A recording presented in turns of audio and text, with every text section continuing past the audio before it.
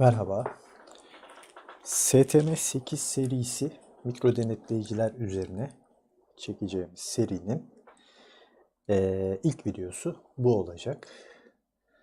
STM8 serisi mikro denetleyiciler bizim için bundan sonraki projelerimizde kullanacağımız temel 8 bitlik mikro denetleyici ailesi.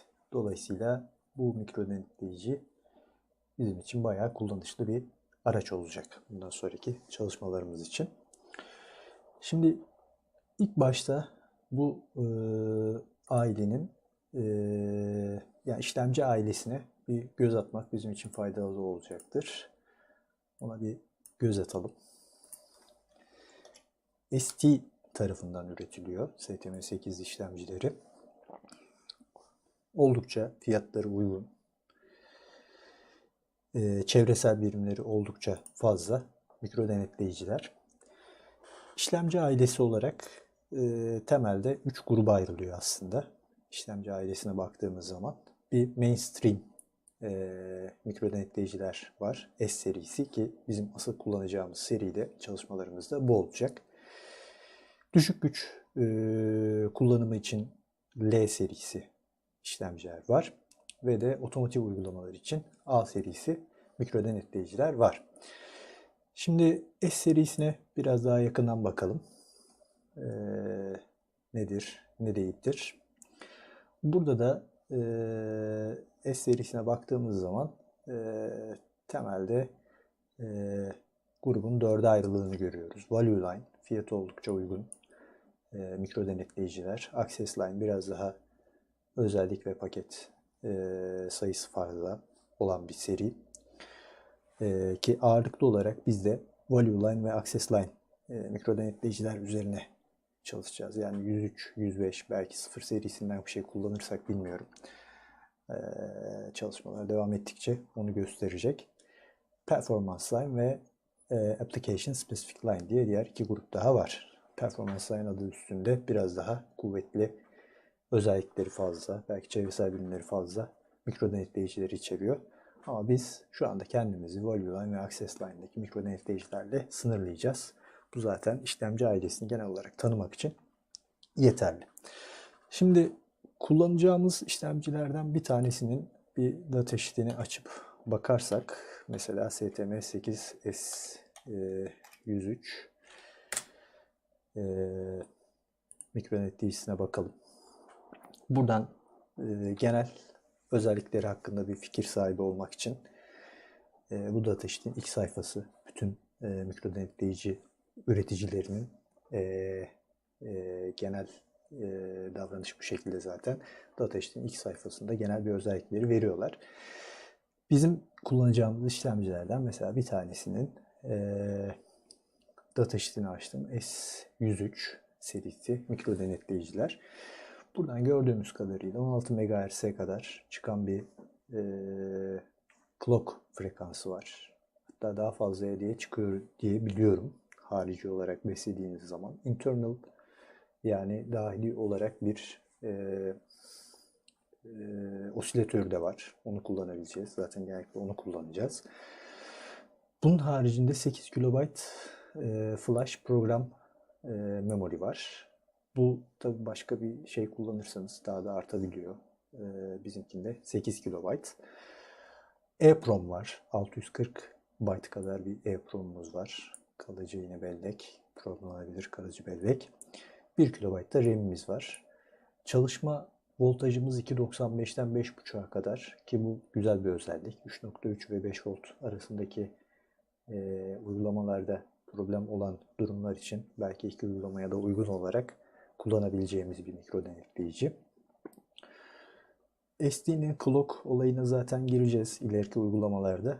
Biraz farklı, yani başka bir mikro denetleyiciden geliyorsanız burada clock source'lar, peripheral clock'lar, yani çevresel birimlerin clock source'ları birbirinden farklı açılıp kapanabiliyor. Low power uygulamalar için falan. Onlardan yeri gelince bahsedeceğiz. Bayağı bir kesme kaynağımız var. Bunlar da yine çevresel birimlere üzerine çalışmaya başladığımız zaman bu kesme kaynaklarından da bahsedeceğiz zaten. Timer bir mikro denetleyicide olmazsa olmaz çevresel birim. Bizim kullanacağımız işlemcide 3 tane timer var. Bunlar timer 1, timer 2 ve timer 4. Timer 1, yani bu isimlendirme ST mikrodenetleyiciler arasında sanırım ortak bir isimlendirme. Timer 1 ise genelde bütün mikrodenetleyicilere timer 1 dendiği zaman ortak bir özellikler kastediliyor. Hatta buradaki mesela timer 1, kullanacağımız timer 1 32 bitlik mikrodenetleyicilerle aynı özelliklere sahip bir timer 1. 16 bit bir timer. Bunun haricinde timer 2 var. O da 16 bitlik ama biraz daha timer 1'den özellikleri az. Ve 8 bitlik bir temel timer var. Watchdog timerlardan şu anda bahsetmeye gerek yok. Bir de şeyden bahsedelim. Capture, Compare ve PWM modülleri başka mikrodenetleyicilerde, mesela PIC'lerde karşılaştıysanız ayrı modül olarak, ayrı çevresel birim olarak nitelendiriliyorlar. ST'de durum biraz daha farklı. Aslında belki biraz daha mantıklı bir şey yapmışlar. Bu çevresel birimler timer'ın bir özelliği olarak kullanılıyor. Yani mesela biz bir input capture uygulaması veya PWM uygulaması yaptığımız zaman mutlaka bu timer'ın aslında timer çevresel birimini kullanacağız ve oradan ayarlar yapacağız. Bunun haricinde UART klasik SPI I2C bir mikrodenetleyicide beklediğimiz arayüzler, analog dijital dönüştürücü ve pakete göre değişen sayıda General Purpose Input Output GPIO pinlerimiz var. Şimdi genel özelliklerimiz bu şekilde. Tabii bu sizin kullandığınız işlemci hangisi ise onun data sheet'ine bakmamız gerekiyor. Ben şu anda bizim kullanabileceğimiz işlemcilerden bir tanesinin data sheet'ini açıp özelliklerine baktım. Şimdi yeri gelmişken bahsedeceğimiz şeylerden bir tanesi donanımsal araçlar. Hangi donanımsal araçlara ihtiyaç duyacağız? İlk başta bir geliştirme kiti kullanmamız gerekiyor. Aslında bir şart değil ama yani böyle bir şey biraz daha kolay oluyor. Kendiniz bir yapacağınız breakout board üzerinde de çalışabilirsiniz. Bir geliştirme kiti satın alıp uygun fiyata onun üzerinde de çalışabilirsiniz. ST'nin bu konuda alternatifleri var. Ama gereksiz pahalıdır da, temin etmesi de zordur. Büyük ihtimalle Discover kitleri falan da var. Ben şeyi tavsiye edeceğim size. AliExpress'ten veya herhangi başka bir Çin sitesinden veya Türkiye'den temin edebileceğiniz uygun fiyata bir geliştirme kiti alırsanız veya varsa elinizde onu kullanmak faydalı olacaktır. Mesela şu kit sanırım 1.78 dolar diyor. Ben de bunlardan bir tane sipariş verdim. Fiyatlarına bakarak şey yapabilirsiniz. Üzerindeki işlemci STM8S105 oldukça uygun. Bunu kullanabilirsiniz. Şu an elimde mevcut olan bir kit var. Onu da size göstereyim. Şuradan mümkünse.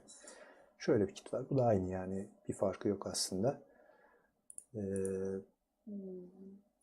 Böyle bir breakout board tarzında aslında. Bunlar yani geliştirme kiti demek biraz iddialı olur belki. Breakout board tarzında üzerindeki kondansatörleri falan bağlanmış. Çevresel işlemcinin çalışabilmesi için minimum connection yapılmış. Breakout boardlar. Bunlardan bir tane temin ederseniz bunun üzerinde çalışmaları rahatlıkla yapabilirsiniz. Bunun haricinde yani geliştirme kiti olarak çok bir problem yok. Oldukça uygun fiyata alternatiflerimiz var. Programlama aracı olarak ne kullanacağız? Klasik ST-Link. Yine bunu da AliExpress'ten veya başka bir herhangi Çin sitesinden rahatlıkla temin edebilirsiniz. Mesela bakalım. 2 dolar civarında bir fiyatı var. Bunlardan bir tane temin ederseniz, ST işlemcileriyle muhatap oluyorsanız zaten elinizin altında bulunması gereken araçlardan bir tanesi. Bundan alabilirsiniz. Biraz daha gelişmiş emülatörü var. Onu kullanabilirsiniz. O daha pahalı tabii. Bir tane de bundan gerekiyor programlama aracı olarak. Şimdi gelelim yazılımsal araç olarak ne kullanacağız? En önemli şeylerden bir tanesi. Öncelikle IDE seçiminden bahsedelim. Yani entegre geliştirme ortamı, Integrated Development Environment. Bunun için birkaç tane alternatif var ama aslında onlar alternatif denebilir mi? Tam bilmiyorum. Çünkü yaygın değiller. Destekleri çok yok gibi görünüyor. Ben size ilk başta en şeylerden alternatifleri sayacağım. Sonra bizim kullanacağımız olan seçimi anlatacağım. Birinci alternatif ST Visual Develop. Şuna bakalım. Bu bir IDE ST tarafından sunuluyor fakat bir eksiği var. Compiler'ı yok. Yani derleyicisi yok. Bunun için Cosmic Compiler'ı kullanabilirsiniz veya başka bir compiler'ı kullanabilirsiniz şeklinde söyleniyor. Ama Cosmic Compiler'ı indirmeye çalıştığınız zaman indiremiyorsunuz. Bu da bir ilginç bir şey. Yani ben bunu denedim ama olmadı. Bu link çalışmıyor. Dolayısıyla bu yoldan devam etmedim açıkçası. Başka bir derleyicide entegre etmeye de çalışmadım. Dolayısıyla bu bir alternatif olmaktan benim için şu anda çıkmış durumda. Bunun haricinde Resonance diye bir firmanın ürettiği IDE var. O da ücretsiz midir, değil midir, yaygın mıdır onu da bilmiyorum. Ona da bakalım isterseniz. Sanırım şuydu.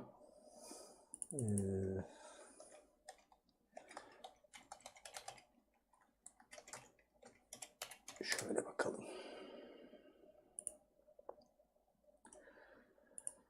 Bu bir alternatif. Ben bunu da denemedim. Fiyatına da yani fiyatları falan var. Ücretsiz versiyonu nasıldır, ne değildir onu da bilmiyorum. Çok da yaygın da değil gördüğüm kadarıyla. WinIdeal isimli bir IDE daha var. O da ilginç. O da bir alternatif olarak sunuluyor ama ben bunu da denemedim. Yani o da çok yaygın değil gibi. Çok karşılaşmadım da aslında kullanmayan şeylere yani dikkatimi çekmedi. Bunun yerine bizim seçimimiz yani bu çalışmalarda kullanacağımız IDE IAR olacak. IAR ücretli bir IDE.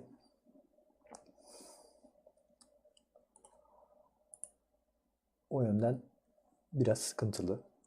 Ama şöyle bir alternatif var. Deneme versiyonunu indirebiliyorsunuz ve deneme versiyonunda yanlış hatırlamıyorsam iki seçeneğiniz var. Ya 30 günlük full versiyon kullanımı gibi bir seçenek var ya da 8 kilobaytla sınırlı program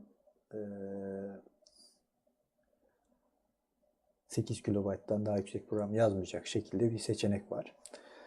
Yani bizim kullanacağımız işlemciler genelde çok büyük işlemciler olmadığı için bu 8 kilobaytlık işte kod limitli versiyon bizim işimizi görebilecek bir şey. Bunu indirip bunu kullanabilirsiniz rahatlıkla ilk denemelerinizi işlemciyi tanımak için, yapmak için. Dolayısıyla IAR bizim şu andaki yani seçeneğimiz oluyor. Aslında ben ücretsiz alternatifleri çok değerlendiren, onu seçmeye çalışan birisiyim. Genelde bunu yapmaya çalışıyorum ama burada IAR'a kaldık. Yani IAR'ı kullanacağız mecbur. Bunun haricinde yazılımsal araç olarak bir geliştirme kütüphanesi kullanacak mıyız, kullanmayacak mıyız? Önce şundan bahsedelim. Bir işlemci, bir mikro denetleyici programlarken iki tane alternatifimiz var. Birincisi bare metal diyebileceğimiz register seviyesinde direkt register'lara ve bitlere erişerek yapabileceğimiz bir programlama tarzı. İkinci alternatifimiz ise bir framework kullanarak yani belki bu geliştirici tarafından, o üretici tarafından sunulan bir framework olabilir. Onu kullanmak. bir alternatif. Şimdi burada STM8 işlemcileri aslında büyük işlemciler değil. Yani register'ları da çok karmaşık değil. Ee, Register seviyesi programlama yapılabilir. Ee, Çoğu insan da bunu tercih ediyor açıkçası. Uzman olan insanların çok büyük bir kısmında ben zaten bunu gördüm.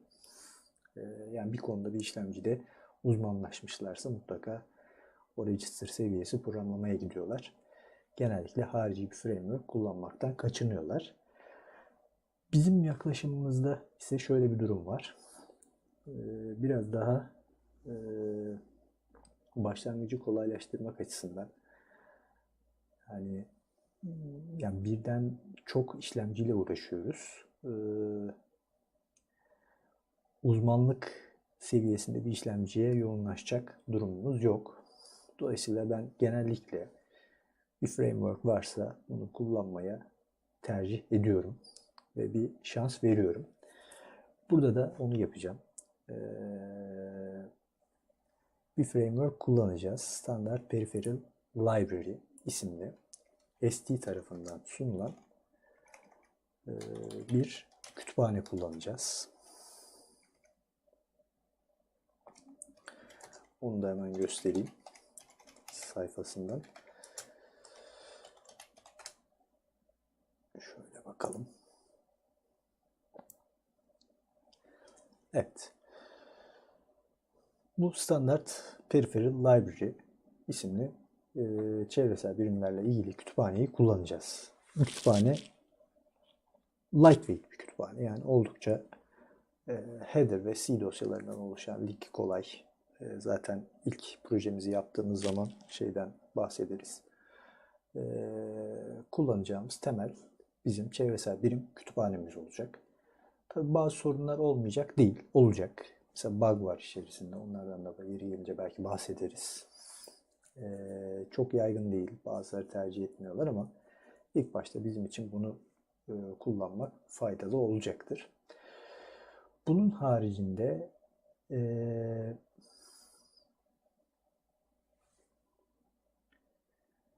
bir de şeyden bahsedelim isterseniz.